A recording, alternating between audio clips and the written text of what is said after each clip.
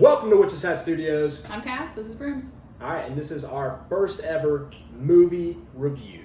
Mm-hmm. And what we picked out, we just saw it last night, Insidious Red Door. Alright, so what we're going to do here, we're going to go through a spoiler-free take, then we'll let you guys know we're about to dive into just actual integral parts of the movie where spoilers will be revealed. Yeah. So if you don't want to know and get spoiled before you see it, hit pause before you get to that spoiler part. Go see it, come back, and you can see what we thought too. Alright, so let's go in, just on the surface take. Did you like the movie? No. I thought Easy it enough. could have been such a good ending to the series, and it fell completely flat. I thought they had so much potential and just didn't use it. I agree. I was very hyped by the trailer. I think everybody's always wanted to know, what's this guy's deal back there at the Red Door? Like, that guy's playing the vinyl records. He's trying to get a hold of somebody so he can, possess their body or whatever. What is the backstory on this guy? What is going on? I think what they did wrong was that I think they put too much emphasis on a plot storyline versus a horror movie. They had maybe like 3 or 4 jump scares or just like scary scenes.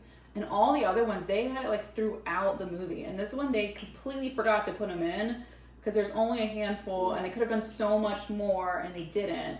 And instead, they just wanted to tell a story and an ending to the story versus...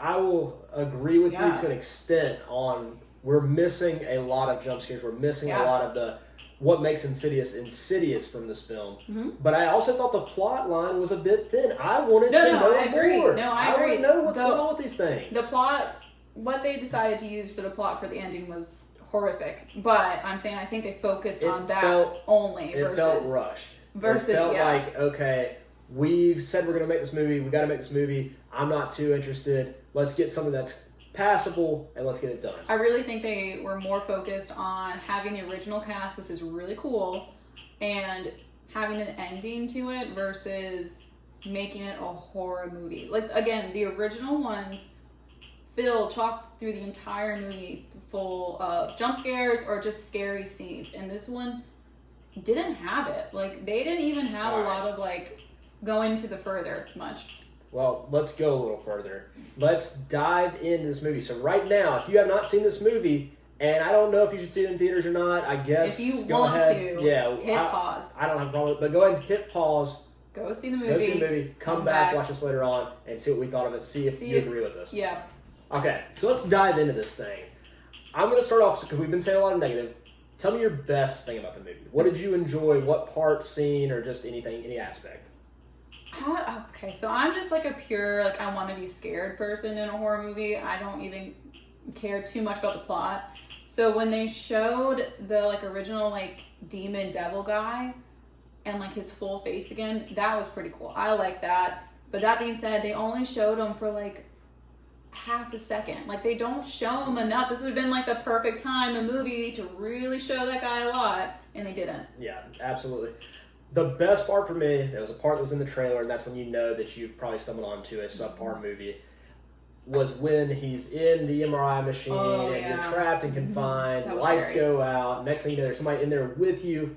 That I could see that freaking you out for sure. Mm-hmm. I thought that was a pretty good moment, but again, it was in the trailer, so you kind of prepped for it. You knew that was going to happen. So when that's the best moment of your movie, we didn't have much good here. Yeah. I will say the ending. How did you feel about the ending? Just in general. So that might be my worst part. So I'll go ahead and jump into my worst since you're asking about the ending. I don't understand, and I don't agree with, don't like it, why painting over the door all of a sudden, there's never been any kind of like, okay, we can solve this by any way besides going to the further. But now all of a sudden, sketchboard and paint over that door, we're fine, everything's good, it's golden. It made no sense. Like, why would painting over a drawing be the ending to the series?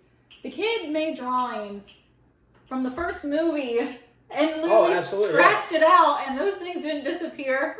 Yeah, so why would these drawings have any magical attachment to this? Why would that? Like, I just don't understand why that would be how we end it. How it fixes everything was just all we had to do was draw the door. Absolutely. What if we just draw the guy and paint over him? So that's my worst part. We have obviously major problems with the ending. What's your worst part, or are you in the same boat? I mean, that is the worst part. Like, you led, like, for an hour plus, you meandered for an hour plus on the same BS, and that was how we ended it. In 2 seconds, all he did was throw paint on it and drip it down. Like, and it took him forever to freaking paint over it too. We've had experts come in on Insidious and try to fix this thing, like ghost hunting experts, people that knew everything about the further.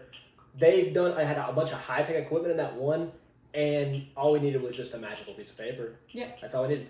Okay, so it wasn't even a magical piece of paper. It was just a drawing, and then they painted over it. That's all we had to do was. I think he really wanted that door to close, so he was able to figure out how to draw it and then paint over it. I thought originally he just kind of ditched it out and was like, peace. Didn't really like it that much anyway. But anyway, so let's get to our score. So give me your score on this movie, 0 to 10. And remember, there are some bad movies out there, so don't be... 10 or 5? 10? Yeah, let's go 0 to 10. Just give you a little room here. There are some bad movies out there, so let's think about that. Don't just go based off pure emotion here. What would you give it? What would you really think this is? I'm going to give it a 3.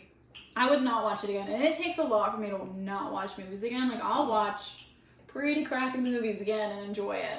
Yeah. I give it a 3, because I don't want to watch it again. I will say this is a 2 for me, but it could have easily, without a lot of effort, been a 7 movie. It could have easily been a 7 movie. So easily. All I wanted was jump a handful scares. more jump scares, like she said. Like, just do the Insidious, but do it again, but make it more Red Door focused. But also, what could have made it a really good movie, maybe even 8, 9 territory, is give me more time in the further, in that Red Door space. Let me see this Dalton kid think that he may be trapped here. Let me see that demon walking around in his body a little bit more, kind of thing.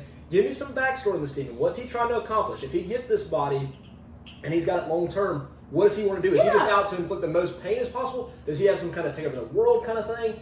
And what happens to Dalton in the further? Does he just waste away, or is he stuck? Like, I don't know. Like, how long is he in the further? There's a lot of stuff. But that's a good point. Like, literally, the demon was in his body for like 2 minutes, and then he went back. Well, what would have his plans been if he was like allowed to go out in the open? And then like the other demons started coming out into the real world because the door was open so well.